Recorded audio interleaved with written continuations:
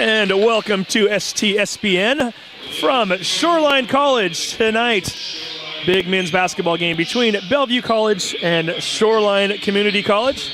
This is a NWAC North Region game tonight. Well, we're already ready for starting lineup, so I'm going to tune my mic down so you can hear the public address announcer.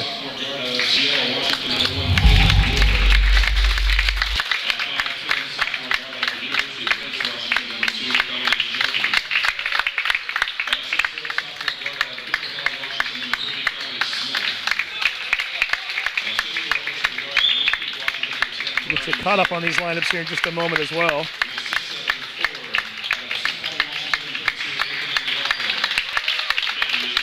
Bellevue wearing the road blue uniforms today, and here come your Dolphins of Shoreline.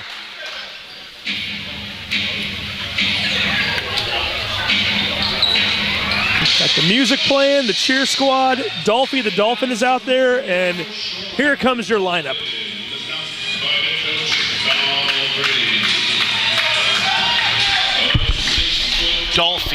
Dolphy. Gotta love Dolphy.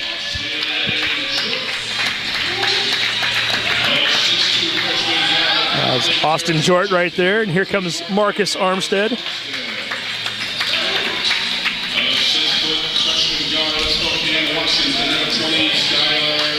Skylar Kelly right there, the sharpshooter.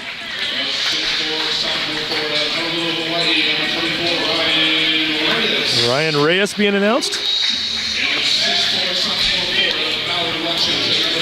And finally, Adam Johnson. So let's get you those starting lineups right now for Bellevue. Number 1, Jalen Ward. He is a 5'11" sophomore out of O'Day. Number 2, Dominique Jordan. He is a 5'10" sophomore guard out of Curtis, and he can light it up. Number 3, Dominic Smith, 6'4" sophomore guard out of Tahoma. Number 10, Brian Czar, 6'4" freshman out of Jackson, who we weren't sure was going to even play tonight after talking to assistant coach Luke Hammond earlier. He's got a bit of an ankle injury. And finally, rounding out the starting lineup, number 32, a 6'7" sophomore from Mount Si High School, Anthony McLaughlin. Getting you caught up on Shoreline right now. Number 10, a 6' sophomore guard from Big Fork, Montana, Austin Jort. Number 14, a 6'2" freshman guard from Mount Lake Terrace, Washington, Marcus Armstead. Number 20, Skylar Kelly. He's a 6' freshman guard out of Shadle Park in Spokane. We'll get to the rest of that lineup here in just a minute as Bellevue with the first possession of the night. Bellevue currently ranked number 1 out of all the teams in the NWAC out of 32. Riding an 11-game winning streak coming into this game. You say the ball was last touched by Shoreline, so Bellevue maintaining possession with 19 to go on the shot clock. That is Ward rolling over to Czar. He hits the 3. Czar with the first 3 ball of the game. Local product from Jackson High School in Mill Creek. And a bit of a rematch here, if you will. Czar, actually I shouldn't say rematch, they're on the same team. I knew I was going to get that confused. Czar out of Mill Creek High School, Jackson High School in Mill Creek. Adam Johnson getting his first 2. One of his teammates is Dominique Jordan out of Curtis High School. The two of them played against each other in the state basketball 4A championship game back in 2013. 3-2. Bellevue out on top early. Rounding out that starting lineup, by the way, number 24, Ryan Reyes for Shoreline. As Ward goes to the hole, misses the shot. Armstead coming up with it. Reyes is a 6'4" sophomore from Farrington, Hawaii. And then finally, rounding out the starting lineup for Shoreline, number 42, Adam Johnson. He is a 6'4" sophomore forward from Ballard. Shoreline looking for their first lead of the game. They trail 3-2. Johnson with the ball, left wing. Kicks over to Reyes. Reyes swings it to Armstead. Armstead throwing it back to Jort. Jort's going to pull up from 17 feet out. Hits the front of the iron. Bounces off. And grabbing the rebound is number 32, Anthony McLaughlin. I think they're going to call him for a foul. They are, in fact. McLaughlin picking up the first foul of the game for either team with 18:27 to go here in the first half. The new 35-second clock for Shoreline. Armstead with the ball. Left wing drives into the key, loses it. However, the ball bounces nicely over to his teammate Reyes. Throws it back to Armstead. These two teams have met one other time this season already. Bellevue getting the better of Shoreline 79-67 in that game. Armstead getting that ball taken away. Zare stripping it from him, and those are two players who have played against each other once or twice in their careers, both Wesco. Although one was Wesco 3A, one was Wesco 4A, but I'm sure they've played plenty of spring league and whatnot. Armstead from Mount Lake Terrace and Zare from Jackson. Ward kicks that one over to Zare. Zare drives the lane and floats it back to Smith. Smith puts it up and in. Hey, it might be worth mentioning Monday, your radio show. We're going to be broadcasting that live video also. Oh, no kidding. That's so I better wear something nice, is that what you're saying? Yeah, you better. Armstead coming away with that ball. Wear your clean shirt. Kicks it out, and the three connecting is Skylar Kelly, one of the higher three-point shooter percentage-wise players in the NWAC. Ties the game up at 5-5. Smith trying to put his team back up by 3 on the other end for Bellevue, misses the shot.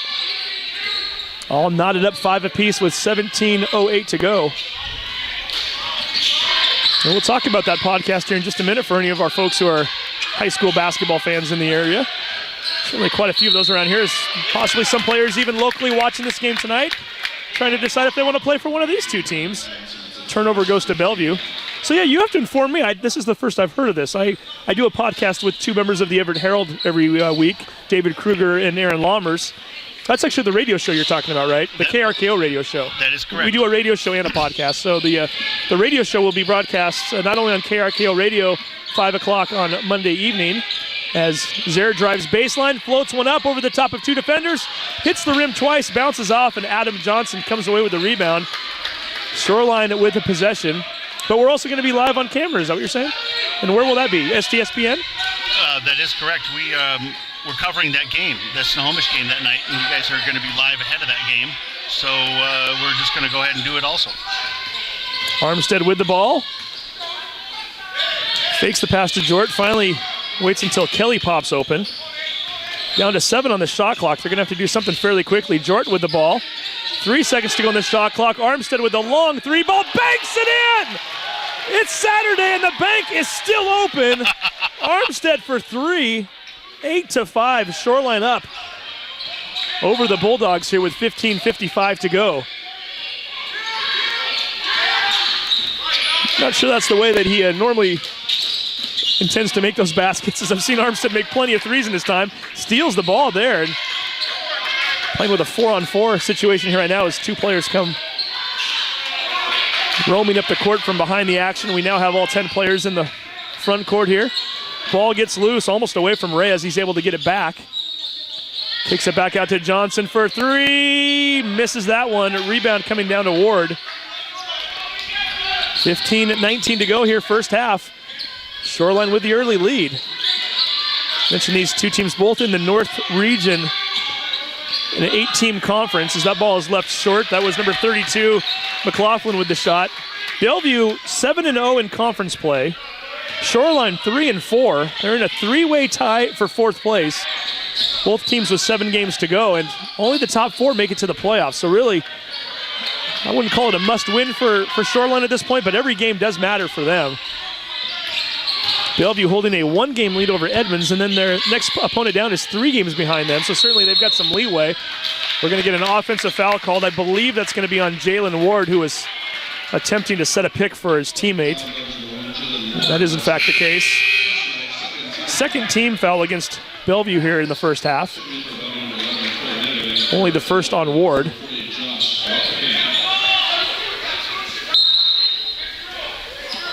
So right now, Shoreline, Jort bringing the ball up. Reyes is still in the game. Number 40 is checked in. That's Josh Laboucaine. We'll have a lot of fun with that name throughout the night. Laboucaine setting a pick for Armstead, and I think they're going to call him for a moving screen, and that's in fact the case. So Laboucaine, as quickly as he enters the game, gets his first foul. Skylar Kelly also still in the ball game, as is Armstead. 8-5, Shoreline with the early lead. 14:22 to go here in the first half. Smith with the ball up on top. Gets over to Jordan. Jordan floats one up. Let's see if the basket does in fact count. Foul is away from the ball.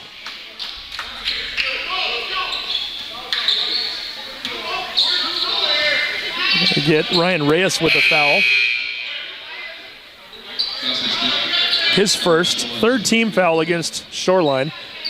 Unfortunate for the Dolphins as Bellevue made the basket and also gets the ball underneath the hoop.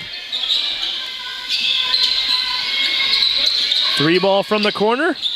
That's off the mark as that was Dominique Jordan with the attempt. Jordan, a product out of Curtis High School, as I mentioned earlier, won a state championship 2 years ago, and he was a focal point of that offense when that Curtis team won the championship that year. 13:54 to go here in the first half. Dom Holip has checked into the game. That's number 24 for Bellevue.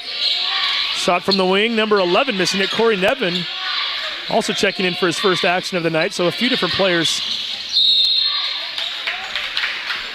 in for the Bulldogs who did not start the game. And Armstead's going to get called for a foul. His first. 4th team foul against Shoreline from 4 different players at this point.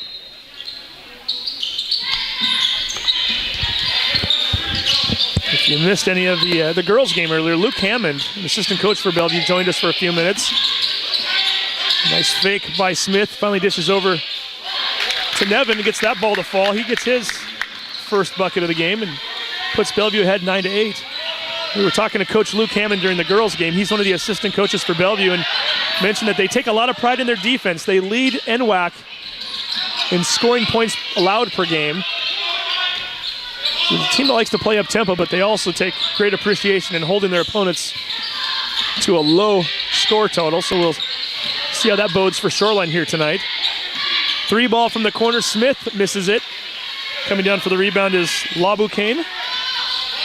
Gets it over to Reyes, and Shoreline trailing by 1 right now, looking for the lead once again with 12:45 to go here in the first half.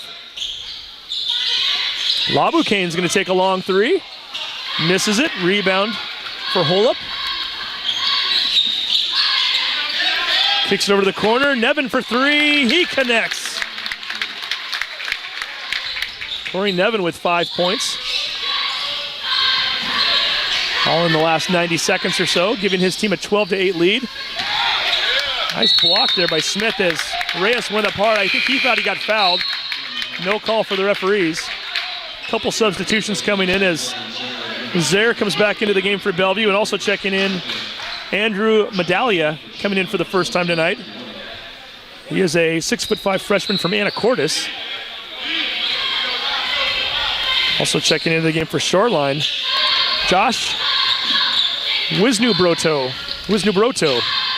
It'll be fun to say 20 times fast. Shot is missed by Holip. Shoreline coming away with the ball. 12 minutes showing on the clock. Wisnubroto getting down low. Kicks it out to Reyes. Reyes thought about the 3. Drives baseline. Finds his teammate down there. That's Laboucaine. Laboucaine went up for the shot. Missed it, but did draw the foul.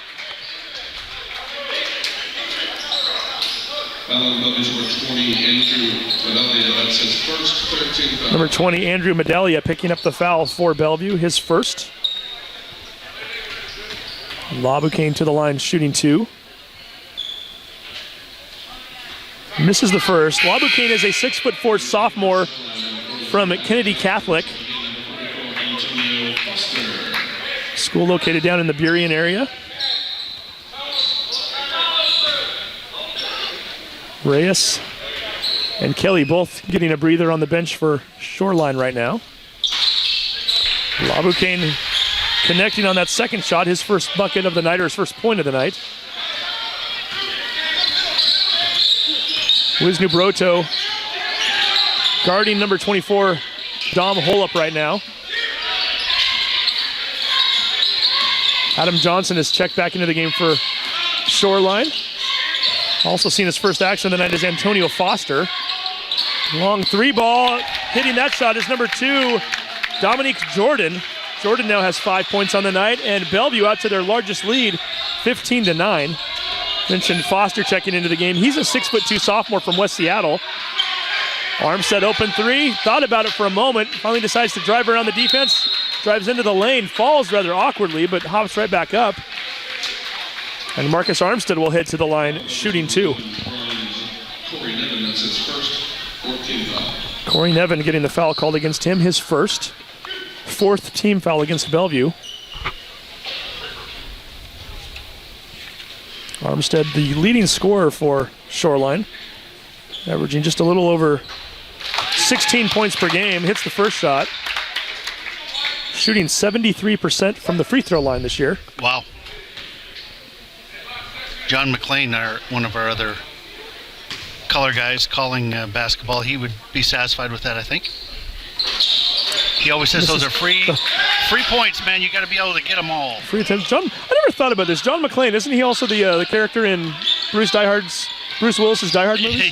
That is. I'm sure he gets that from time to time. Right? I didn't even put that together myself. That's pretty good. I'm going to have to. Shows you where my mind went. I know John McClane, the one you're talking about, and when you first said his name, I didn't think about him. I thought about Bruce Willis. It's weird. Anyhow, things that go through your mind during a 40-minute college basketball game. Nevin drives the lane, puts up a shot, misses it. Had the right idea, used the backboard. It just bounced off the front of the rim. And Shoreline, which trails by 5 right now, looking to cut into that Bellevue lead. Wisnubroto kicks it out to Johnson, who finds Armstead, gets his defender up in the air, misses the 3, had the open look he wanted, just couldn't quite get it to fall. And here comes Bellevue on the other end. Jordan being guarded by Foster right now. Has Zer in the corner. Zer's going to try to drive into the lane. Kicks it back out. He's got a wide open Jordan. He misses an open 3. Offensive board by Medelia. And Bellevue's got a new 35-second clock. Let's see how much of it they want to use up with 9:56 to go here in the first half of play. Dominic Jordan gets by Foster. Kicks it down low. I think he might have thought one of his players was cutting open. He wasn't. Armstead throws it ahead. That was Nubroto. Misses the layup but draws the foul.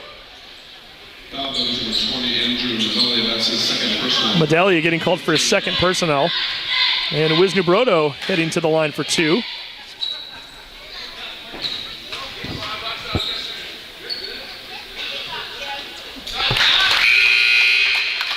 Wisnubroto, 81% from the free throw line this year.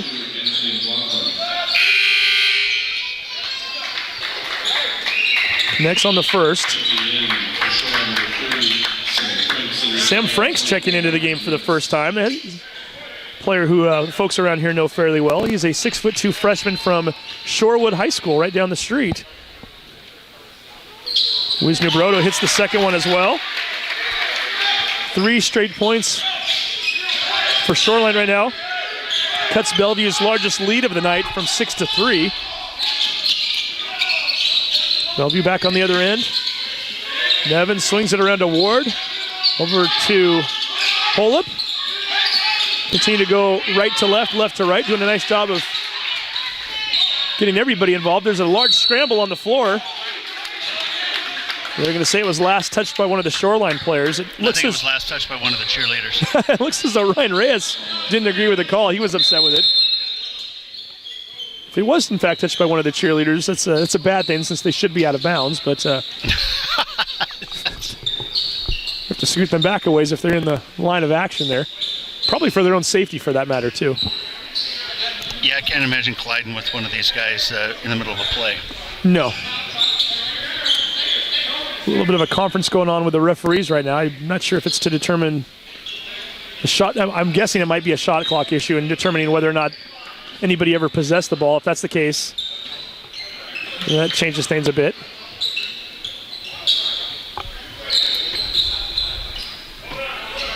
We're still trying to figure out where the shot clock should be. Darnelia Russell just stopping by the table, the coach of the girls team, and nice effort from them today, losing to Bellevue by 18, which doesn't sound good on the surface, but when you take into consideration the last time those two teams met, it was a 53-point game. certainly Russell and her assistant coach, Barry Jones, has that Dolphin team heading in the right direction. Absolutely, and I think that the score doesn't really tell it either. I think towards the end, wow, long shot there. Missed three by Holub. I think towards the end there, they were taking a lot of threes that they probably shouldn't have taken, and that was giving Bellevue the ball back, turning it over to Bellevue and letting them score. So very late call there as number 24, Ryan Reyes, goes up for the shot, lost the ball. Initially there was no whistle. Blew the whistle a little bit late. Get out of here.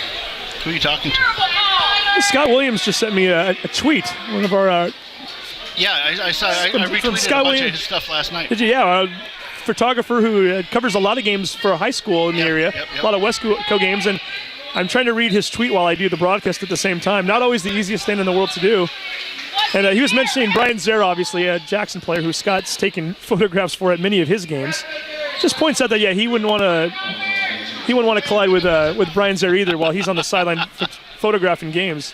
Oh, he says he did collide with him once during a game, and it didn't feel good, is what he mentioned. So, getting back to the comment about the cheerleaders colliding with players. Right. Yeah, I think anybody in broadcasting has wound up being in the wrong place at the wrong time at one point or another. Well, we're in the safe spot. We're up on the last row here. It's the cheerleaders and the still photography guys like Scott that need to worry about it more so than anybody. And sounds like he's had an encounter with Mr. Zare. Sure, unintentional. Zare's a good guy. But at any rate, Reyes hits 2 free throws. They now have 5 straight points. And they might be looking for more here as Johnson comes away with a rebound. This was a 6-point game about 2 minutes ago. It was 15-9, and it is now 15-14. Shoreline, the home team, wearing the white, still trailing by 1, but they're looking for the lead, and that's the way you do it. Wisnobroto driving the lane, uncontested once he got by his defender. Nice layup by Wisnobroto. He now has 4 on the afternoon. 16-15. Shoreline on a 7-0 run. They're back in the lead. And that ball's batted away by Franks. Franks hits it out of bounds. Bellevue will maintain possession, but it does take their shot clock down to 19 with 8:15 to go here in the first half. Oh, I see Jamie Cox there. She got involved in that. She threw a pretty good pass there into the ref. Jamie Cox, who works for the athletic department here at Shoreline Community College. She mentioned earlier that you have to wear a lot of different hats when you work in community college sports, and apparently throwing the ball back into play is certainly one of those. Missed shot there. That was number 4, Addison McIrvin, who's getting his first action of the night. He's a 6'5" freshman guard out of Issaquah. Shoreline already with 7 straight points, looking for more. Wisnobroto got into the lane and looked like he was going to have a nice, easy layup there for a moment. However, they're going to call an offensive foul on with the screen, evidently, by Adam Johnson, number 42, who picks up his second foul. It's 5 team fouls now for Shoreline here in the first half, with still 7:45 to go. Getting closer to the bonus. Dominic Jordan in the corner. Swings it out to Jalen Ward. Finds an open Dominic Smith. Back to Jordan. He's going to put up a 3. Basket is good. However, we get another offensive call, this time against Bellevue. I don't think the basket was good. Basket did not count. I was just pointing out he made the basket, but it did not count. Oh, I see. Just clarifying for myself. The listeners, they got it, but I was, That's all right. It was for me. The foul was going to be called on number 4, Addison McIrvin, his first. Wow, I think that was right. He did run right straight into him there. Foul is called against Dominic Smith, his first. That's the 8th team foul against Bellevue. So heading to the line, shooting 1-1 is Josh Wisnobroto.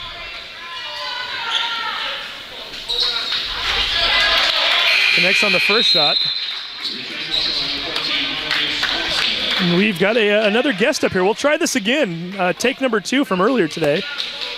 Steve Eskridge, the athletic director here at Shoreline, is about to jump on with us as Wisnobroto shoots the second free throw. And for folks who are not watching the girls' game earlier, we were broadcasting the girls' game, and Steve was kind enough to come and join us and get on the air. And as soon as you got up here, we had a little bit of we had an injury down on the floor for one of the Bellevue players who ended up being okay, or at least it wasn't a serious injury.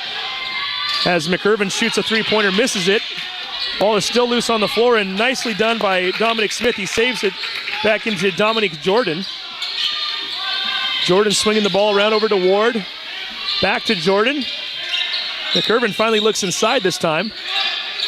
Nice patience being shown by Bellevue right now. And finally shooting the three ball is Jordan. He misses the shot. And coming away with it is Antonio Foster. So earlier we had you on, and as soon as you came up here, a little bit of an injury, and you had to tend to one of the young ladies for Bellevue. Turns out she was okay, but we had a break in the action. So, Steve, we're finally going to get to you. But we have a timeout first, so we'll take a break. Oh, no, we're going to keep it right here and talk to you a bit. So, first of all, 18-15, your team here leading a team that is undefeated in league play so far. You have to like what you're seeing here in the first half. Oh, yeah, I definitely like what we're seeing. It's going to be, it's a high-energy game, and our guys are up for the game, and I think it's going to be a good game, and then hopefully, we come out with the win here. Now, Donald Brady, a first-year head coach here at the school. What I know a fourth-place tie right now for the team, but they certainly seem to be playing better and better all the time. Talk a little bit about the job that he's done and some of his coaches. He's done an excellent job. He came over from Bellevue actually as assistant coach there for this year.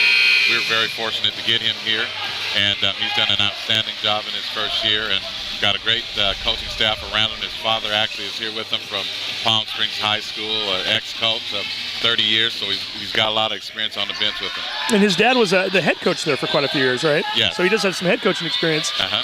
Now, I want to talk about the girls' team a little bit, too, in case we've got viewers who didn't cross over with us for this game. They lost by 19 today, but they were playing a Bellevue team that had beaten them by 53 earlier this year. Yes. Certainly, Darnelia Russell doing a nice job with that team and has a lot of nice young players to work with. Yes, we're real excited about the direction that she's taken. Obviously, with her first-year coaches, it's always tough your first year, and she's being pretty young. I think she's going to be a great coach in our league. So we're back to play here. Shoreline with the home white uniforms. 3-point lead right now on a 9-0 run. See if they can expand upon that as Nubroto kicks it over to Foster. Foster gets into the lane, puts one up, and gets it to fall. Antonio Foster with his first two of the game. Shoreline with their largest lead of the night, 20-15. McIrvin with the ball right now on the left wing. Kicks it over to Smith, back to McIrvin. 17 to go on the shot clock here. Dominic Smith with the ball, floats one up. Can't get that one to fall either. Scramble for the ball, and finally coming away with it is number 32, Anthony McLaughlin. And driving into the key as Ward lost possession. Armstead able to come up with it.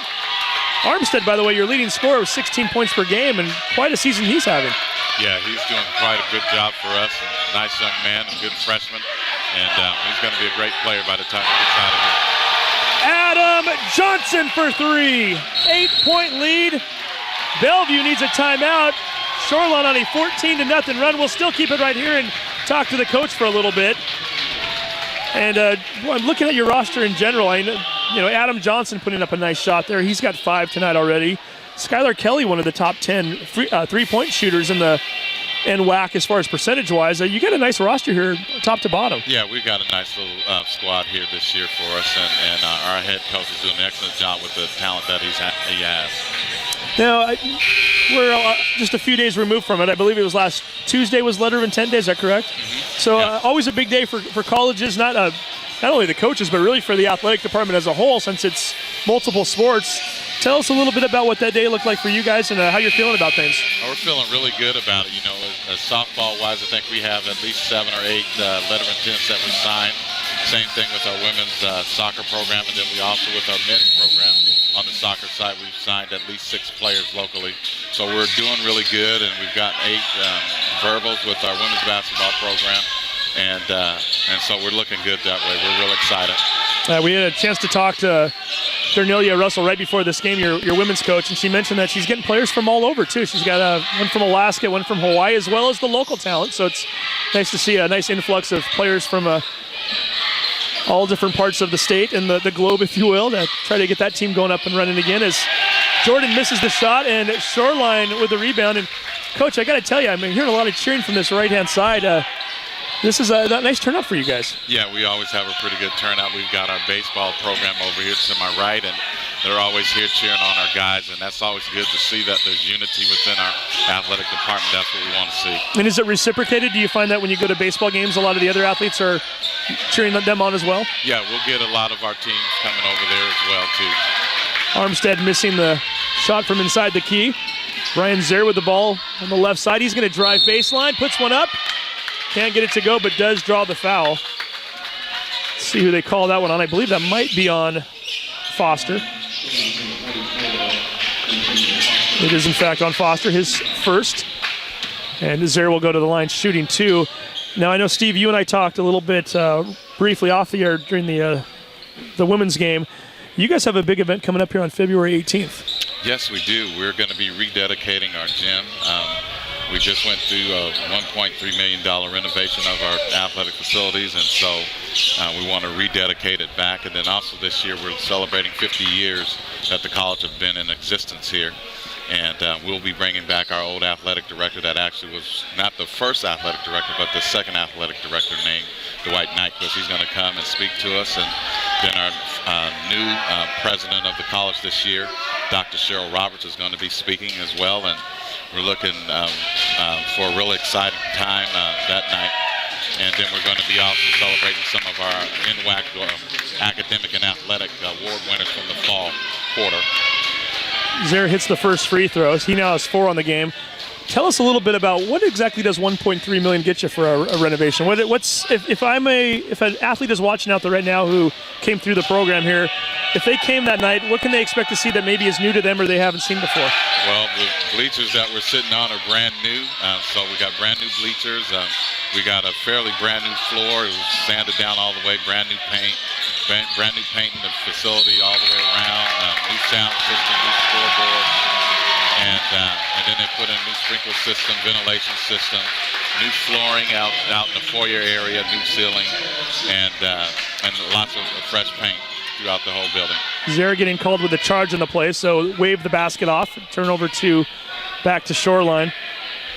And yeah, so it sounds like it's just going to be a fun night overall that night. Just trying to get a large crowd in here. And again, that's February 18th, and the opponent is Whatcom, is that right? It's Whatcom Community College, yeah. And game times will start.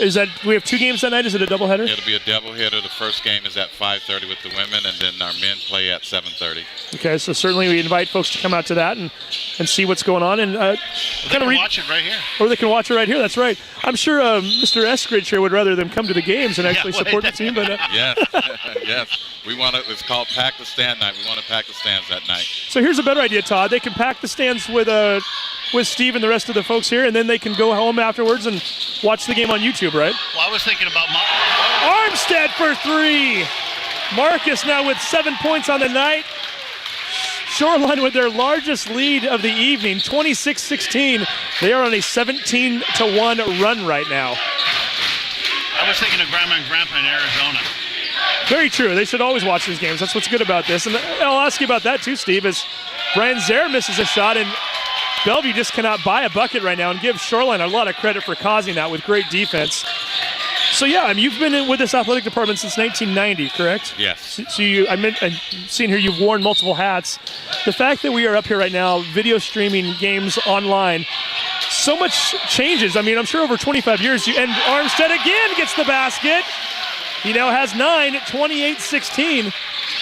I mean, I cannot even think about what an athletic department looked like back in 1990 as opposed to now.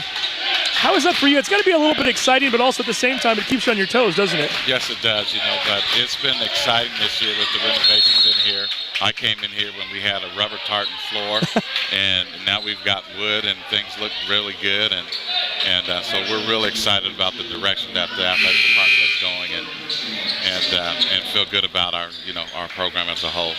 Well, and I've got to tell you, as an athlete myself back in the early 90s in high school around here, playing in spring leagues and whatnot, this was always, yeah, barely, not much of one, but wasn't good enough to play with these guys. But and he misses the front end of the 1-and-1.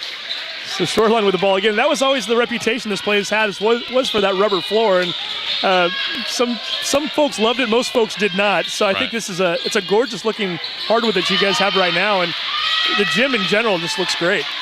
Yes, it does. They did a very good job on it this summer. Ward fakes out his defender, kicks it over, and finally getting a basket there is number 32, Anthony McLaughlin, first field goal that this team has had in quite some time. It was 15-9 last time they hit a field goal, and now it's and they were in the lead at the time. Now it's 28-18 Shoreline. Open look at a three, and faking out of the defender and driving to the hoop is number 10, Austin Jort. Couldn't get it to fall. Bellevue coming away with the rebound. 2:16 to go in the half. Shoreline with a 10-point lead. I was talking to Armstead for a little bit on the air during the women's game, and said that the coaches as well as the players, as number 32 hits the shot there, that's McLaughlin again, said one of the focal points, or one of the motivators, if you will, for them today was the fact that this is a Bellevue team that's undefeated in league play, and they thought it would be nice if they could be the first ones to give them a loss. And sure, right now it's, again, a lot of action to go here, but certainly if you're Coach Eggers and the rest of the folks over there, you're concerned, and from your standpoint, these guys got to be feeling pretty good about where they're at. Oh yeah, they're feeling pretty good. Being ahead, in our gym and playing against the number 1 team. And as soon as we say that, it gets a bit sloppy as Jalen Ward gets a breakaway lay-in. On the other end, they get a defensive stop, and now we're going to get a foul called more than likely against number 10, Austin Jort. But again, I think if you had talked to the coaching staff, Coach Brady and his coaches prior to the game and said you can move ahead 1 minute and 25 seconds to go in the first half, we'll give you a 6-point lead, I think they would have taken that, right? Oh yes, they would have definitely taken it. It's getting a little physical down there now.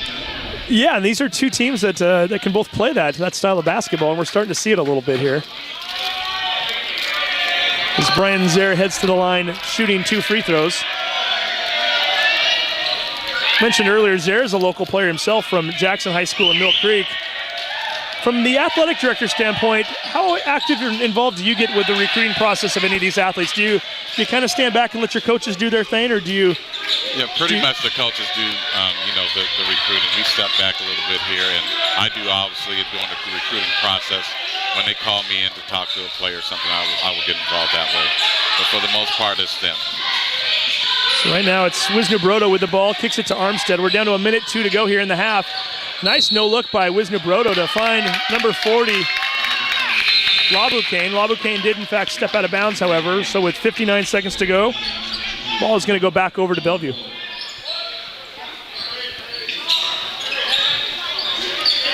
So as far as the coaching search went and hiring Donald Brown from Bellevue, what went into that process? I mean, had you met Coach Brady before? Or? I'd seen Coach Brady coach. I didn't really know him personally, but I'd seen him from a distance, over the last 6 years, and I always saw him, as somebody that was very vocal on the sideline, and I've watched him coach against AAU teams and stuff along that line, and I just felt like he was the right fit when he came in and interviewed with us, and had some great ideas for the program, and we're real excited about him again. His first year, he's done a splendid job. And Jordan missing that shot. The shot clock is now turned off. We're down to 17 seconds to go here in the half. And yeah, watching Coach Brady on the sideline there, he's definitely vocal, and he moves around a lot too. He still looks like he could play a little bit. Yeah, most definitely.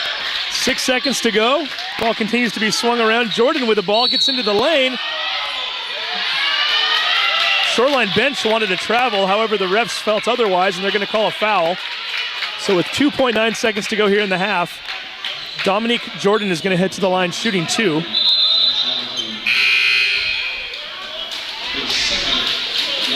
Shoreline had a bit of a run going there for a while. They had outscored Bellevue 19-1 at one point. Bellevue, however, coming back with 6 straight points of their own and possibly more here as Jordan heads to the line for 2.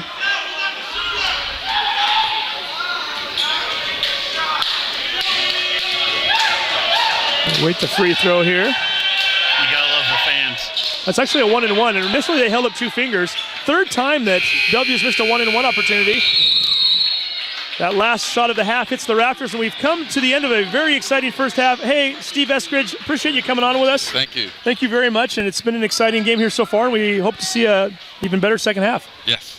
All right, so again, the score at halftime, Shoreline at 28, Bellevue 22. We're going to take a quick break. You are watching STSPN.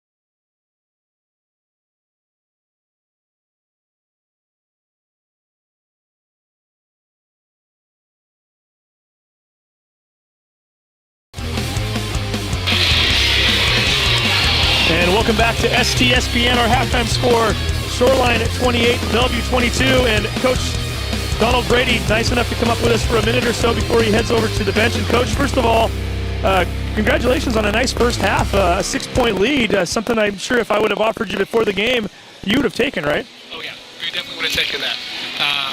No, we were playing well. We had a little 2-minute stretch. I think we could have slowed down a little bit, but no, we're executing our game plan so far.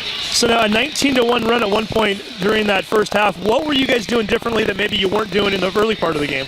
We're being a little bit more aggressive. We are a kind of a ball control type team, but we're still supposed to look to score as we control the ball. And I think in that run, we started finding guys in the right places, and we were willing to shoot it, and we knocked it down. So as far as the second half, I know that Bellevue scored the last 6 points of the half, and actually it could have been a little worse. They missed the front end of one-on-ones 3 times. What do you need to tell your players to do differently to start the second half of play? Well, it's the same thing we started the game with. It's the execution of our defensive game plan. They're the best team in the league for a reason, so we have to come out and give an effort as good as the last one or better in the second half to try to come away with a win. Well, great. Well, we'll let you get back down to your team there. 6-point lead in the first half. Great job on that, and good luck in the second half. All right, perfect. So that was Coach Donald Brady joining us there briefly. Again, the score 28-22.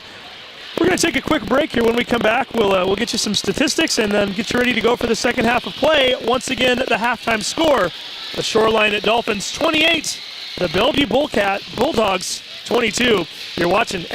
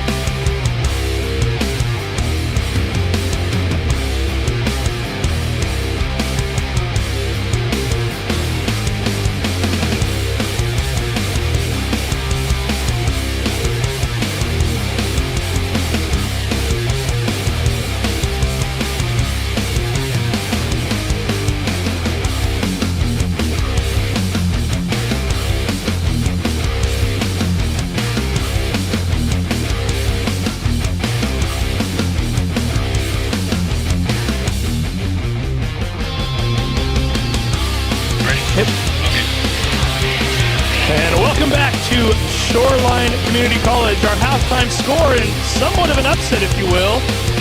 The Shoreline Dolphins leading the Bellevue Bulldogs 28-22. Again, this is a Bellevue Bulldog team that is currently ranked number 1 in the 32-team NWAC conference. A team that's won 11 games in a row, and they are in jeopardy of seeing that streak come to an end. Dolphins getting hot here in the first half. Let's look at some of the scoring. Let's look at some of the numbers. Field goal shooting in the first half. Shoreline 8 for 18 versus Bellevue's 9 for 31. So certainly Bellevue getting the shots up. They're just not getting them to fall. And if you're Shoreline, you've got to be happy that you're up by 6, but at the same time, you can't be happy that Bellevue's getting so many looks. If those shots start falling, this could be a very different second half. Going over some of the individual scoring here. Jalen Ward, 2 points. This is Bellevue. Jalen Ward, 2 points. Dominique Jordan, 5 points. Dominic Smith, 2 points. Brian Zare, 4 points. Corey Nevin, 5 points. And Anthony McLaughlin with 4. Looking over at Shoreline, we've got Josh Wisnubroto with 6 points. Marcus Armstead leading the team with 9 points. Skylar Kelly with 3 points. Ryan Reyes with 2. Josh Labucane with 1. Adam Johnson 5. And Antonio Foster with 2. Some of the numbers that jump out at you. Shoreline certainly winning the battle at the free throw line. They are 8 for 10 in the first half to Bellevue's 1 for 5. And as I mentioned right at the end of the first half, 3 of those Bellevue 4 misses were on the front ends of 1-and-1s. So it could have potentially been 6 points rather than 3, which is the difference in the game right now. You look at rebounds, it's fairly close. Bellevue 20, Shoreline 17. Bellevue does have 10 offensive rebounds, though. Normally, if you give up 10 offensive rebounds to a team and a half, you're not going to be ahead by 6. Fortunately for Shoreline again, Bellevue's 29% free throw shooting in the first half didn't help. Quick foul called there on Shoreline as Bellevue now has the ball. Missing the shot, that's number 32, Anthony McLaughlin. Foul was on Austin Jordan. He now has 2 for the game. 28-22. Shoreline in the lead. Traveling is going to be the call against number 24, Ryan Reyes. Ball goes over to Bellevue. Using the power of Twitter there, are we? That is, I don't even have words for that picture. Todd Elvick is tweeting out a picture of the two of us right now, sitting up here in the top row. Okay, wait the call here.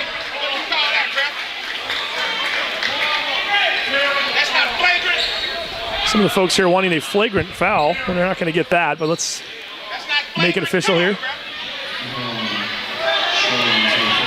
Well, they're a little bit upset about no call on that last deal that was earlier. They call that on Mark. The refs are going to be in charge of keeping this game in check, and if they don't rein it in a little bit, it's going to get a little bit violent. Marcus Armstead with his second foul. That's 2 team fouls already on Shoreline. Make that 3 as we're going to get another very quick call. This time Austin Jort picking up the foul, his 3rd. So we're 41 seconds, we're 41 seconds into the second half. Shoreline already with 3 fouls against them. See if Bellevue can exploit that a little bit. Brian Zare loses the ball, kicks it back out to Dominic Jordan. Swings it to Ward, who throws it back to Jordan. Smith with the ball right now. Bellevue keeping that ball constantly moving around. Shot is made. That's Dominic Jordan with the floater. 28-24, our first points of the second half. And quickly getting down to the other end. Skylar Kelly driving to the lane, putting up the shot, and he gets swatted from behind. Anthony McLaughlin belting that ball out of bounds. Shoreline will keep the ball, however. That shot block certainly did a lot for that shot block was great. The morale of Bellevue. That tells me right now that... And Austin Jordan answers with his first bucket of the game at 30-24. That's exactly what Shoreline needed right there. I am activating the replay, so we might get some replays here from here on out. Stay tuned. Nice spin move there. That's McLaughlin. Just couldn't quite finish. He had the look he wanted from 10 or 11 feet out. Shoreline back on the other end looking for another basket. They currently lead by 6. Johnson getting his player backed into the key a little bit, floats one up from 9 feet out and misses it. Here comes Bellevue on the other end. Ward floats one up from 17 feet out and nothing but the bottom of the net. 30-26. Shoreline by 4. 17:55 to go here in regulation. Jort for 3. Misses that one badly off to the right. Ward coming up with it. He's looking to push Bellevue. He's going to go coast to coast. Lost the ball on his way up. It was batted away by a Shoreline player, and Bellevue will keep the possession with 30 to go on the shot clock, inbounding the ball right in front of their own bench.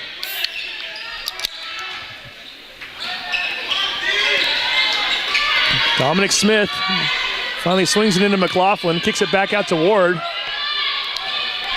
Wisnubroto guarding Ward right now. Now switch off. Wisnubroto still on the ball, however, this time it's Smith. Ward for 3, misses that one. Scramble for it, it's still loose, and finally coming away with it with the offensive board is Dominic Smith. Kicks it to Zaire. Zaire misses the shot, however, Smith there again for the offensive rebound. Puts it back up and in, and we just mentioned this coming out of the break. Bellevue with 10 offensive boards in the first half. They've already got at least 3 or 4 here in just the first 3 minutes of the second half, and if Shoreline's going to stay in this game, they cannot continue to give Bellevue second and third looks. Missing the three-pointer that time is Skylar Kelly. 2-point game already, and now Bellevue with a chance to either tie or take the lead. Zaire with the ball, throws it to Ward, over to Smith. Smith drives the lane, Zaire for the lead! He hits it! Brian Zaire now with 7 points on the night. 7 straight points here for the Bulldogs, and they've come back from what was a 12-point deficit in the first half to take the lead.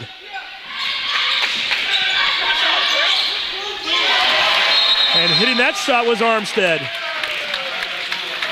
Answers it, and we're going to get a 2-point? That was a 2-pointer. We're going to get a quick timeout. The score now, Shoreline 32, Bellevue 31. Let's see if we got that Zaire shot here. Let's take a look. We're going to look and see if we got our replay here. Here we go, over to Zaire, up, and I have to make it a little bit longer. Yeah, I noticed that.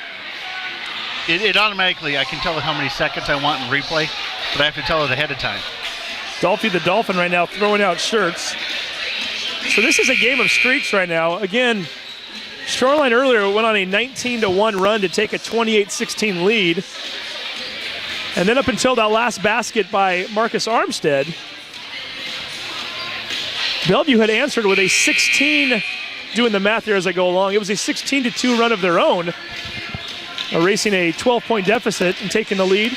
And now Shoreline coming back, and they've taken a 32-31 lead.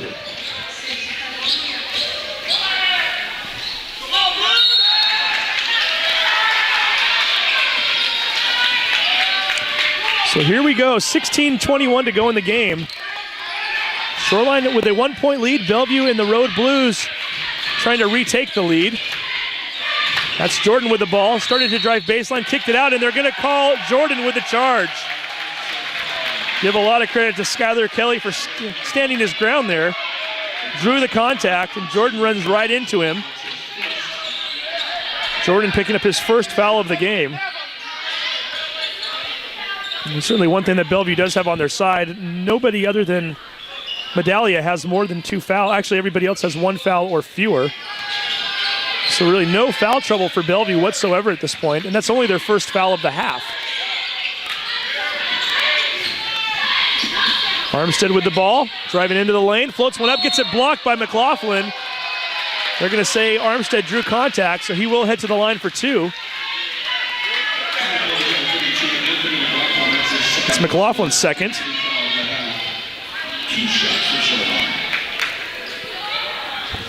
Armstead to the line, shooting 2. It's so stressful having the replay going. Just an added job task for you, right? Well, you know, especially if, you know, when you're with Oshman, because he wants all the fouls too, right? So he's like, well, did you get the foul? Because I want to get a replay on that foul. I won't make you work that hard. How does that sound? And don't get me wrong, I love Scott. Scott, if you're listening, he's giving a thumbs up right now. He really does love you. Scott Oshman, one of the other broadcasters here on STSPN. 33-31, Shoreline in the lead. Bellevue looking for a backdoor. They get it as that is Smith. Spins off of the defender and lays it in. Nice patience shown by Smith there. He initially looked as though he was going to try to pass the ball off. Waited until the defenders got up in the air and then went behind them, or underneath them rather. Ward with the layup, misses it. However, shot is blocked by Reyes. Reyes does make contact, so Ward will head to the line for 2, and that might be one of those fouls that ends up being a little bit of a blessing in disguise for Shoreline. Because should we see that last shot? We should. I didn't notice which player it was, but one of the Bellevue players was trailing and actually grabbed the ball and laid it back in. Well, that was the shot before that. So Ward to the line for 2. Hits the first one. Puts Bellevue back in the lead, 34-33. Ward now with 5 points on the evening.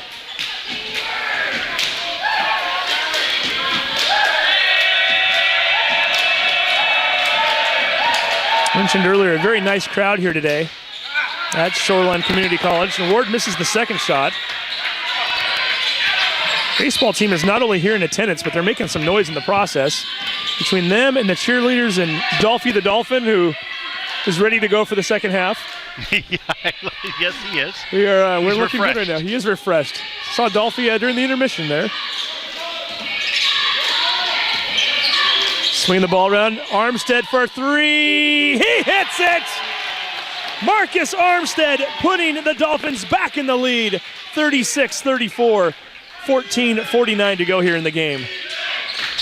Armstead with 3 3-pointers on the game so far. Spin move by Smith. A lot of contact by both Smith and the defensive team. Should we see that 3-pointer? It was a 3 for Armstead, yeah. Okay, here it comes. And 3, boop. The beauty of instant replay. You gotta love replay, huh? Skylar Kelly picking up the foul. That's his first. Smith to the line is shooting 2. Misses the first one.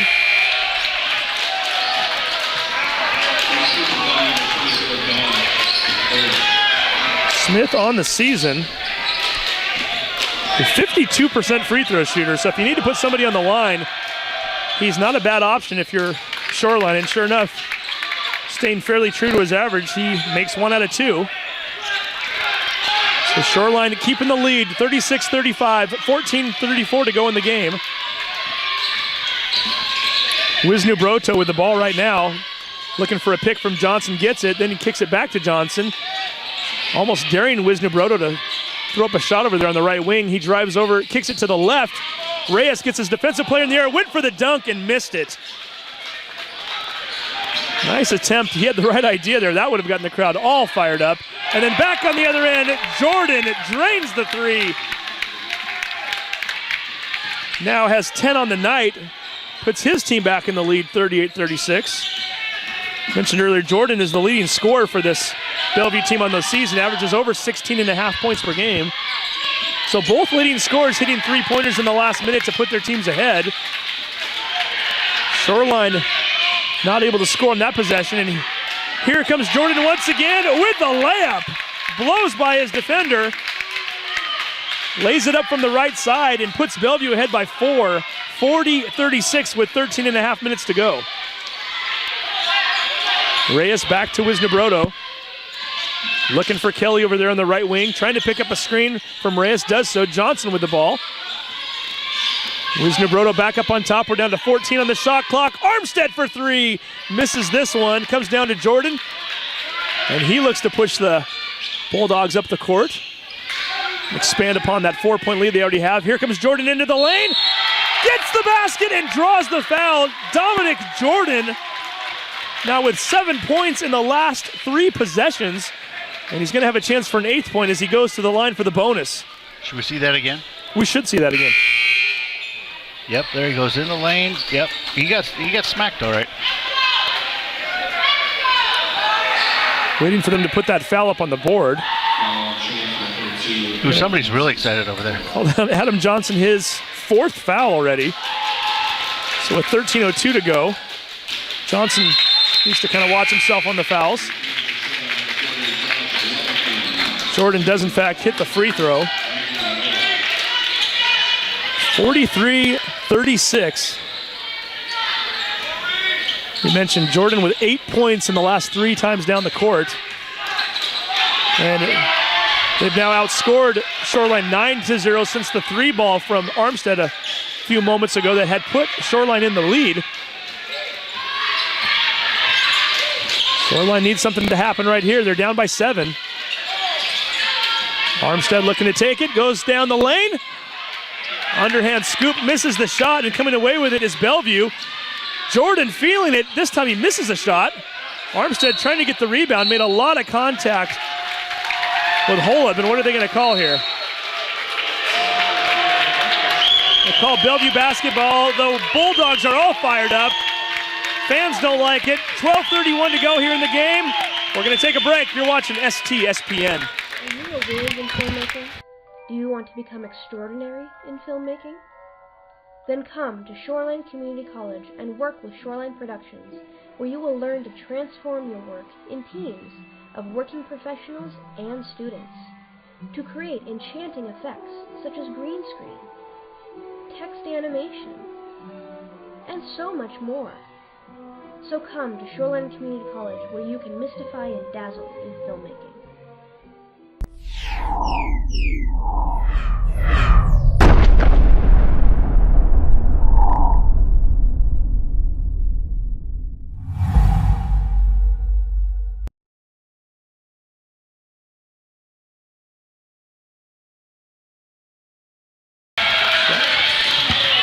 Welcome back to STSPN. Dolphy the Dolphin entertaining the crowd here.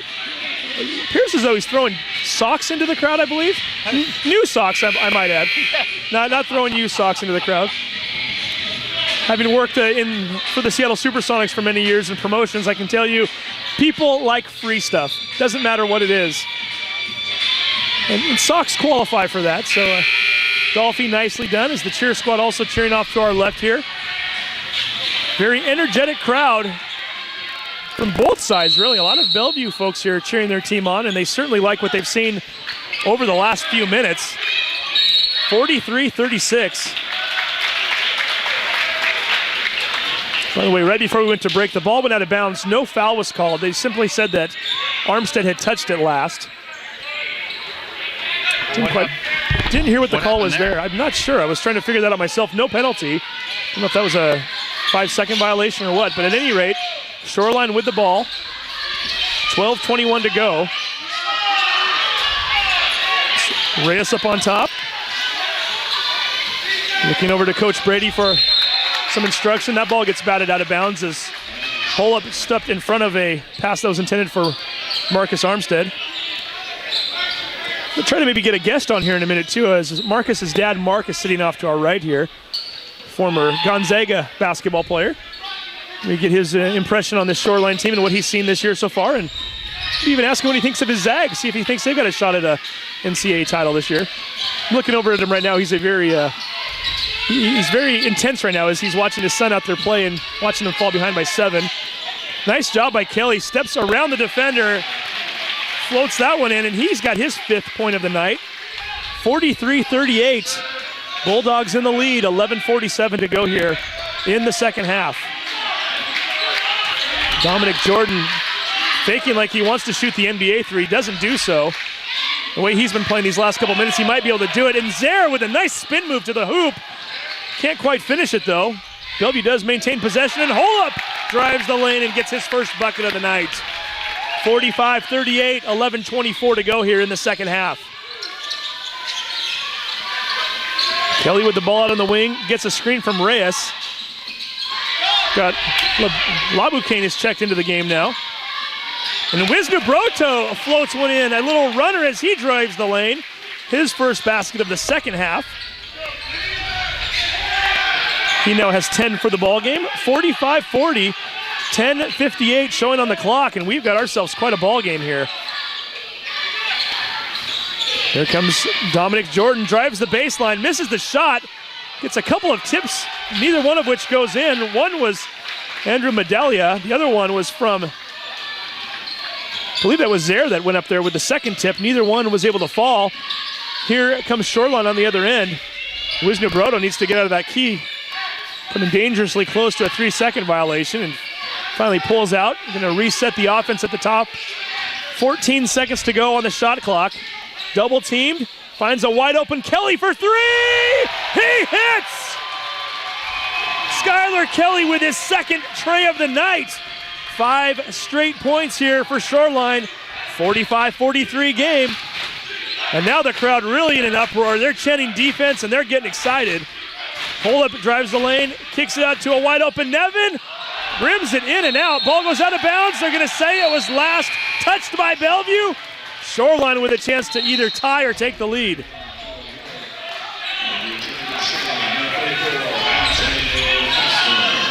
.58 showing on the clock. Antonio Foster checking back into the game, and he will inbound the ball for Shoreline. Foster, along with Wisnobrodo, bringing up the ball, getting it over the half-court line. 24 to go on the shot clock. Laboucaine also into the game, as is Armstead and Kelly. Wisnobrodo with the ball. He's down to 15 on the shot clock. Gets around Zaire, kicks over to Armstead. Armstead thought about the three, kicks over to a wide open Wisnobrodo. Hits it! Josh Wisnobrodo with his first tray of the game. Could not have come at a better time. Puts the Dolphins in the lead, 46-45. This is a game of streaks, and right now Shoreline with the momentum. 8 straight points. Jordan with an open three. He missed the shot. Ward gets the rebound, dishes it down to McLaughlin. Puts Bellevue back in the lead. Back and forth action here. This is exciting. 8:59 to go on the clock. It is anybody's game right now. Skylar Kelly on the right wing. Laboucaine throws it over to Wisnobrodo. To Armstead. Fakes the three, drives the right side. Floats one up. What's the call? They're going to say no basket. Foul happened before the shot. What was it? Or was it? Let's see what they do call here. They're going to call McLaughlin with his 3rd foul. However, again, it was not a shooting foul. Only the 3rd foul in the half on Bellevue, so Shoreline will inbound the ball underneath the hoop. Armstead for three! Off the mark. He's trying to put his team back ahead again. Well, the Bellevue coming away with it. They've already got a 1-point lead, and they're looking for more. Holub spins off the defender, drives the lane, puts the shot up. Falls short, and they're going to say a block was committed by Shoreline. Fans don't like it. It was a bit of a late whistle. I believe they're going to call that one on Kelly. Let's see what they put up on the board. No, they're actually going to call it against Laboucaine, his 3rd. So step into the line as Holub hits the first shot. 48-46.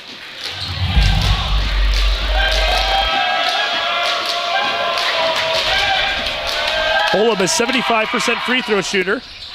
Gets the second one to drop as well. 46-49. Shoreline trailing by 3. 8:20 to go here in the game. Wisnobrodo bringing the ball up, being guarded by Ward. Steps back, takes a play call from the sideline as Coach Brady calling the plays over there. Wisnobrodo still dribbling the ball around. Fakes past Ward, puts up a 16-footer and ices it. Nice shot by Wisnobrodo. Started to drive around Ward. I thought he was going to take it into the key. He pulls up from behind the free throw line, drains the bucket, and we've got ourselves one heck of a game still. 49-48. Zaire loses the ball as Wisnobrodo batted it away from behind. Foster comes up with it, kicks it over to Armstead, who then throws it to Wisnobrodo, who resets the offense on the left side of the court from where we're sitting right now. Armstead with the ball, looking for a cutter, finds Kelly. Kelly back to Armstead, fakes the three, drives the lane, pulls up from 14 feet out. Just a bit too hard off the back iron. Bellevue coming away with it. That was McLaughlin with the rebound. 7:06 to go here. Bellevue by 1. Bellevue winning the first match of the year between these two teams by 12. Certainly we're getting a much closer game here tonight. Down to 13 on the shot clock. Jordan with the ball, kicks it back to Ward. A few feet behind the three-point line. Jordan's going to take the open three. No, he tries to dish it down low. Throws it off of Armstead's legs. Floats a 25-footer up. I'm not sure why he fired it up that quickly. He still had a few seconds left on the shot clock. I think he panicked a bit. Barely caught the front of the iron. The ball comes down to Shoreline. And with 6:27 to go, Shoreline trailing by 1. They've got a chance to take the lead. Kick it to Armstead. Armstead driving the right side. Kicks it back open to a wide open. Wishnabrodo misses the shot. Just rolls off the rim. That would have given Shoreline a 2-point lead had it gone in. Bellevue now with the 1-point lead, looking for more. Again, the student body here, chanting defense. Nice job, dish down low. Holup with the assist. Brian Zaire going up with the basket. Zaire now has 9 points on the night, 51-48 in favor of Bellevue. Foster drives the lane, draws the defenders in, kicks it down to Laboucaine and misses the shot, gets it partially blocked. Bellevue now looking to expand on their 3-point lead. McLaughlin baseline, kicks it out to Ward. Ward's going to put up a three off the front iron. Everybody going up for it. We get a foul whistled. Let's see what they're going to call. Apparently against Shoreline.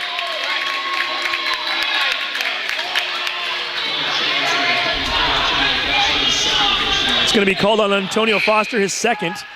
It is the 7th, and to make that the 8th team foul against Shoreline. We'll send McLaughlin to the line shooting 1-1. We mentioned in the first half, Bellevue was 0-3 on 1-1 attempts.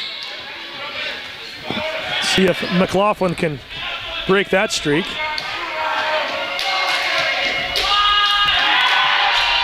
He does.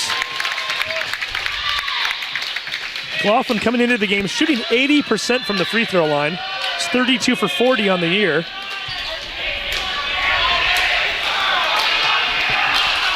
Dolphy walking into our screen there, trying to get the crowd fired up.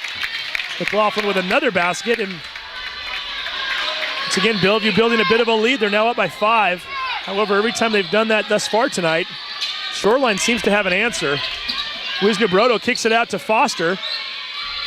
He has it on the baseline, finds a nice cutting Laboucaine, kicks it out to Wishnabrodo. Wishnabrodo in the lane, floats one over the head of the defender. Gets it to fall. He has 9 points here in the second half alone. To go for it with his 8 in the first half, 17 for the game.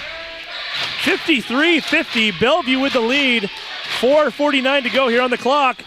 Brian Zaire down low, lays it up and in.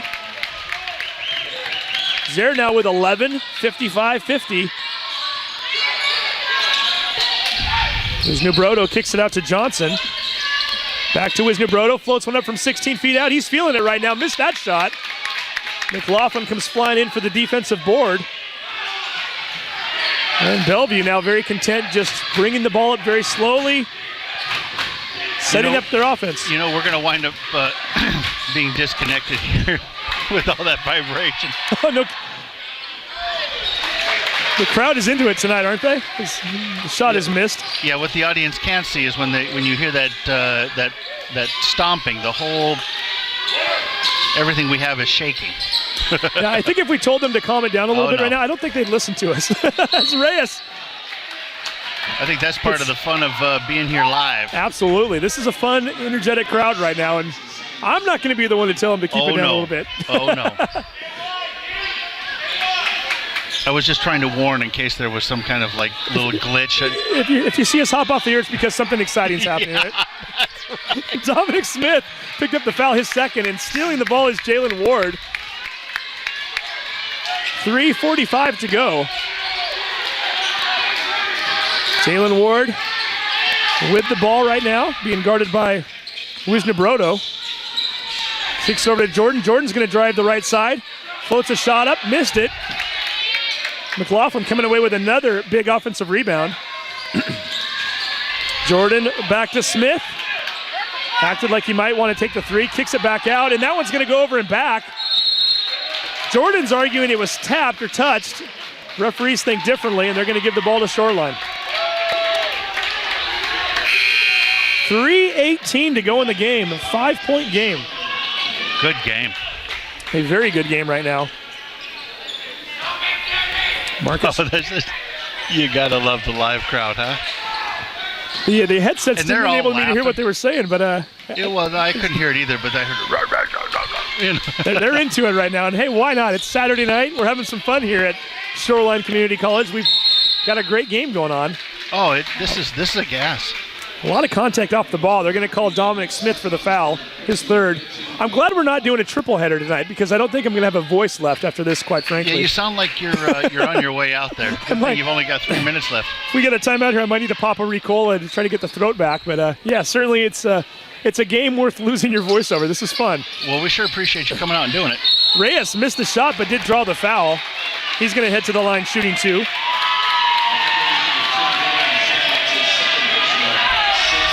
Going to call that foul against number 10, Brian Zaire, his second. Nope. See, we got a little bit on both sides. We've got a very I wouldn't call it a neutral crowd. Certainly, it's a little more in favor of Shoreline, and rightfully so. It's their home, but up where we are, we've got a few Bellevues that are. I was just going to say we've got a nice contingent of Bellevue fans here, and ball was left way short by Reyes as he misses that one. He was 2 for 2 in the first half from the free throw line.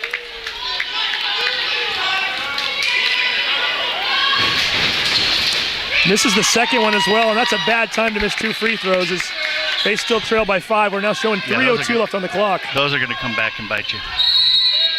And we get a timeout called by Bellevue. 3 minutes even to go. Do not go anywhere. We've got ourselves a tight game. You're watching STSPN. Are you a whiz in filmmaking? Do you want to become extraordinary in filmmaking? Then come to Shoreline Community College and work with Shoreline Productions, where you will learn to transform your work in teams of working professionals and students to create enchanting effects such as green screen, text animation, and so much more. So come to Shoreline Community College, where you can mystify and dazzle in filmmaking. Here you go. Farrington, does that sound right? For Farrington, and then looks like they're both from Farrington. Delphi's throwing something into the crowd again.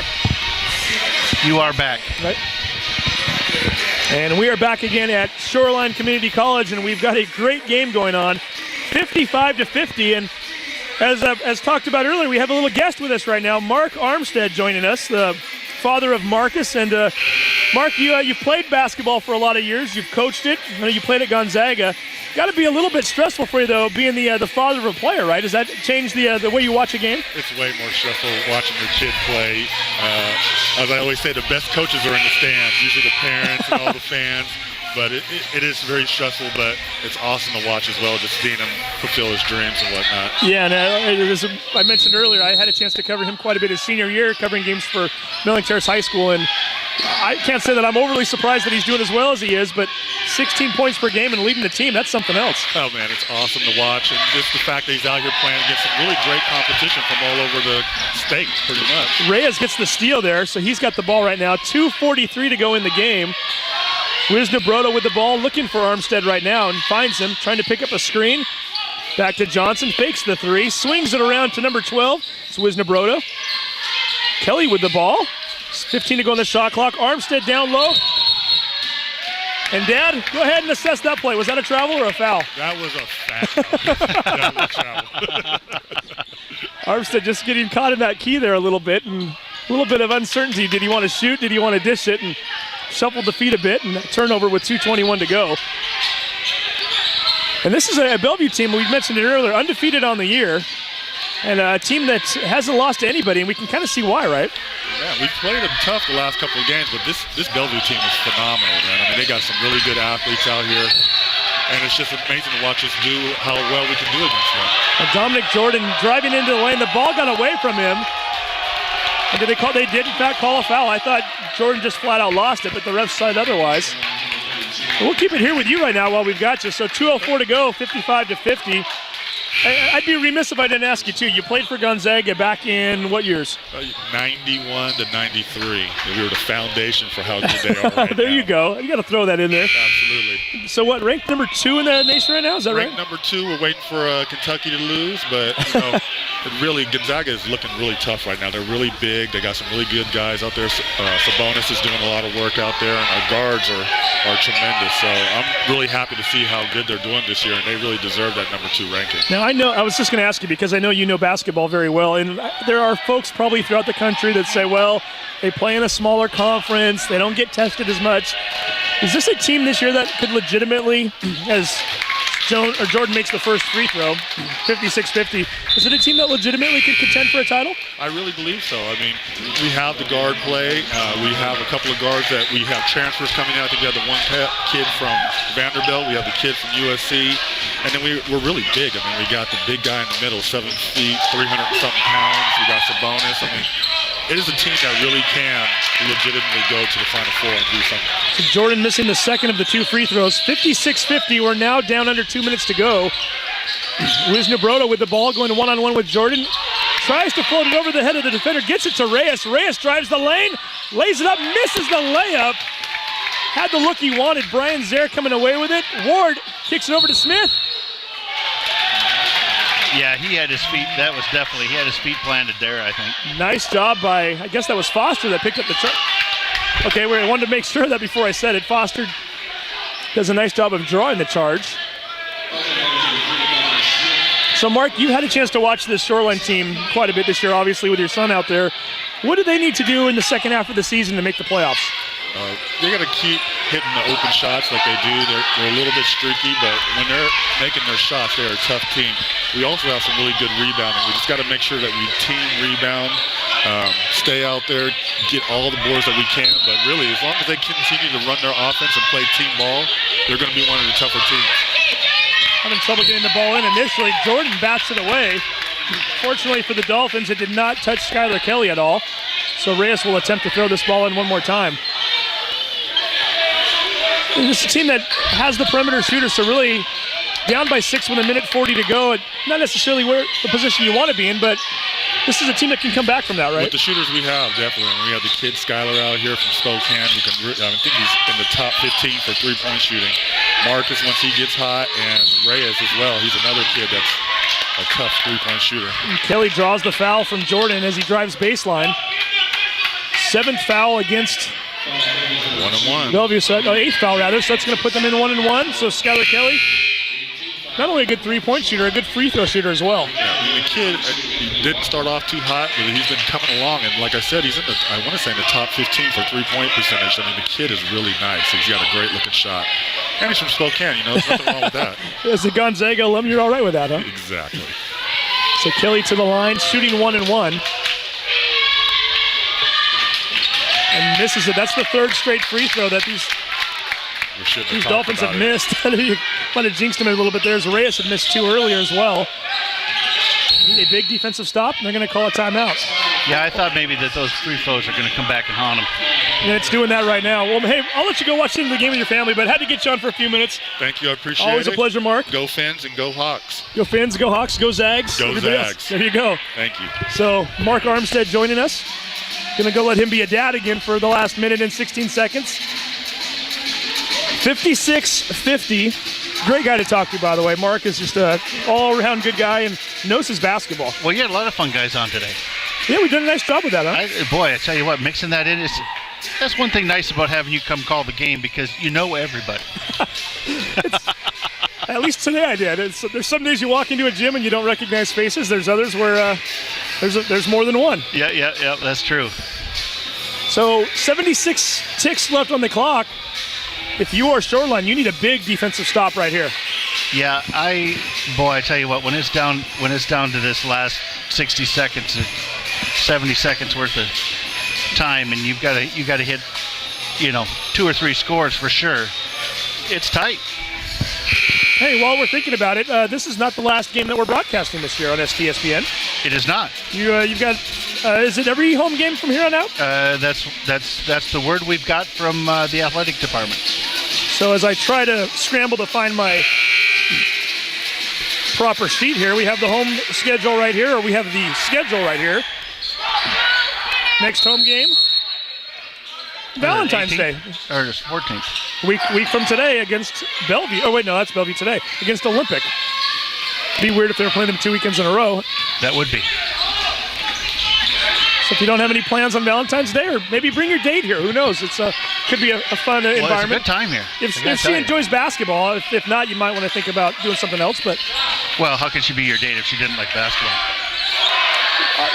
I can vouch for that from my own standpoint. Zaire misses a shot along the baseline, and Reyes initially comes down with a rebound. They're going to say Zaire made contact.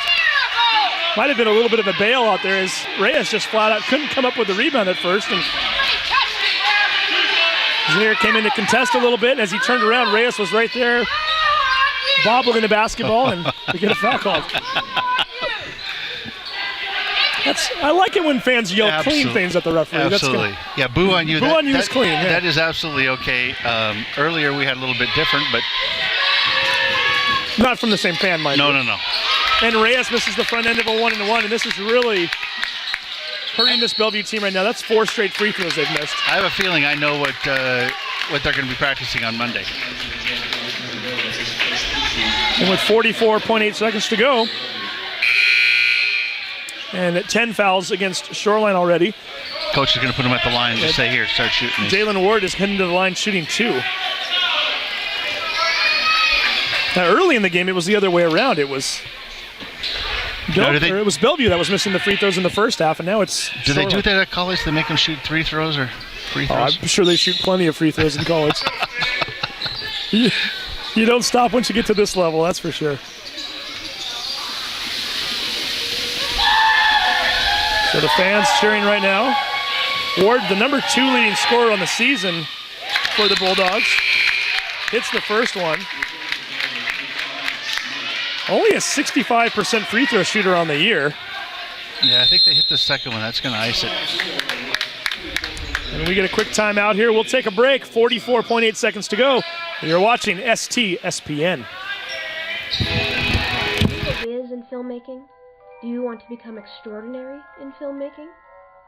Then come to Shoreline Community College and work with Shoreline Productions, where you will learn to transform your work in teams of working professionals and students to create enchanting effects such as green screen, text animation, and so much more.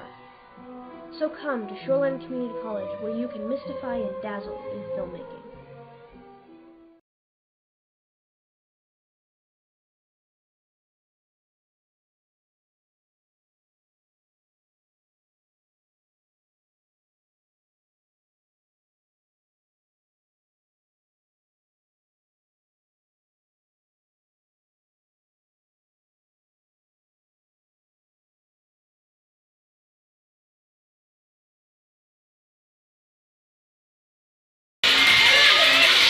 And welcome back to Shoreline College. Steve Willits along with Todd Elvick. 44.8 seconds to go. Bellevue with a 7-point lead. And as we mentioned before, we are slated to bring you the rest of the games, the home games anyway, throughout the Shoreline season. 3 more dates on the calendar. Next Saturday night against Olympic. It should be a 2 o'clock and a 4 o'clock time, much like today. On the 18th, Watt comes to town, and that's the game that the athletic director, Steve Eskridge, was talking to us about earlier. That's the night they're going to celebrate and rededicate this particular gym right here. A lot of things planned for that game, and it's also part of the 50-year celebration. So coming out that night, that's February 18th. And then February 25th is the final home game of the year. And that will be against Everett Community College, and all of those games will be broadcasted right here. 58-50. Armstead with the ball, pulls up from 14 feet out. Hits the basket. It's it. Big basket there. They needed that one right now. Count it. A little more exciting when it's not a 6-point game, but we'll still take it at any rate right now. Basket is yet to go up on the board. Hopefully. Fans helping out the... I caught you doing the same thing. You were pointing that to the... There they go. They got it right now. I wonder if sometimes scoreboard operators do that just to have a little fun with the fans and see if they notice. I would. I would too, because everybody in the gym, or the half the gym, is going to yell that you don't have it right. As Jordan connects on the first free throw, 59-52. Bellevue ahead by 7, 26.6 seconds to go. Make it an 8-point game as Jordan continues to put those free throws in. Wishnabrodo kicks it out. Foster with the three. Drains it. There we go. Antonio Foster with his first tray of the night. He now has 5 points. And with 16.3 seconds to go, we have a 5-point game. Don't go anywhere. We'll be right back. You're watching STSPN.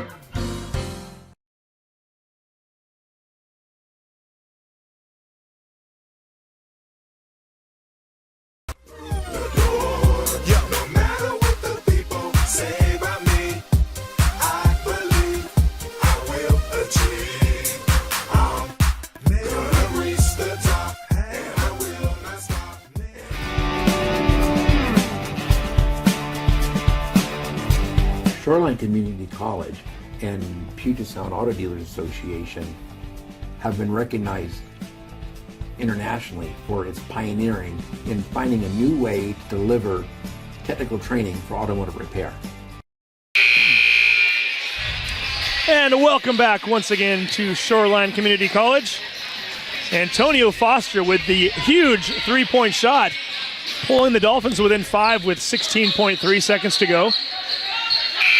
Certainly Shoreline's still going to need a little help if they're going to pull out the miraculous comeback here, but they definitely took one giant step in that direction with that Foster three-pointer. Ward to inbound the ball, gets it to Jordan. And immediately Wishnabrodo with the foul, which will send Jordan to the line, shooting 2 more free throws. Now, there's a different rule in prep versus college and throwing it in. They can run back and forth on the end. You can run down the inbound, yeah. Or as far as you're inbounding it along the baseline. You can't do that on the sideline. That would make it interesting, wouldn't it? Yeah. You can run all over the place. Don't worry about crossing that center court line. You just run right along the baseline or the sideline the entire way. Jordan makes another free throw. Unofficially, we've got him at 6 for 7 from the free throw line in this half. Didn't attempt any free throws in the first half. Also unofficially have him at 20 points for the game. Make that 21. Ahead of his average, which is 16 points per game. 62-55. Wishnabrodo kicks it to Kelly. Kelly for 3. Leaves it a bit short. Armstead up with a rebound. Floats it up. Misses the shot, but draws the foul.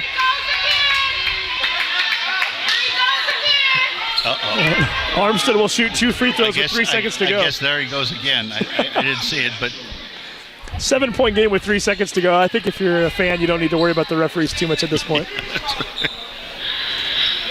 It's Armstead now stepping to the line.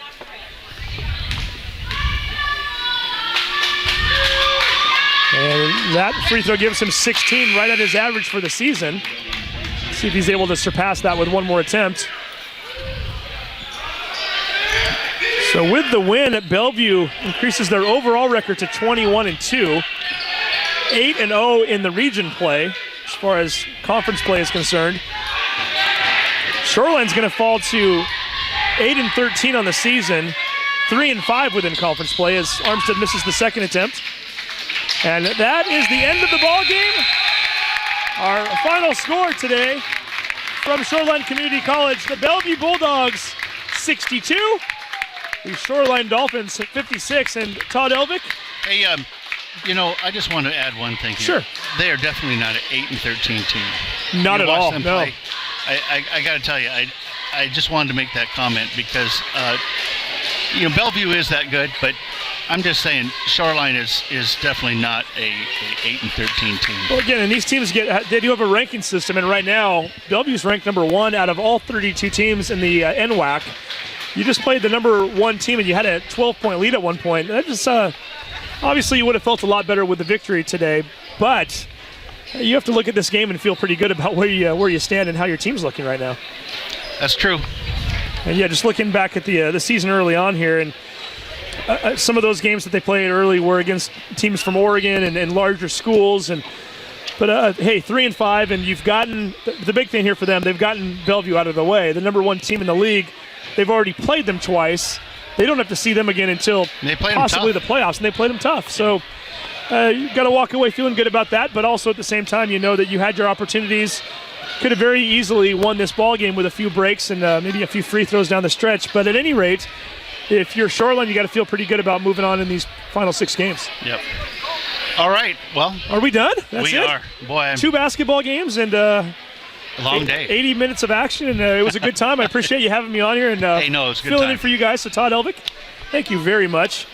So 2 basketball games in the books, both men's and women's games going to Bellevue. They won the first game 57-39, and they win the nightcap here, the men's game, 62-56. So again, for everybody involved with it, we appreciate the Shoreline Community College Athletic Department for all their help, and Steve Eskridge, and certainly don't want to forget Jamie for helping us out here as well, and for all the folks who joined us on the broadcast tonight. It was a lot of fun. Boy, it was a really good broadcast. We appreciate that. So again, next Saturday, 2 o'clock start. Yes. We'll have the women's game first, followed by the men's game, and that will once again be Shoreline versus Olympic right here on STSPN.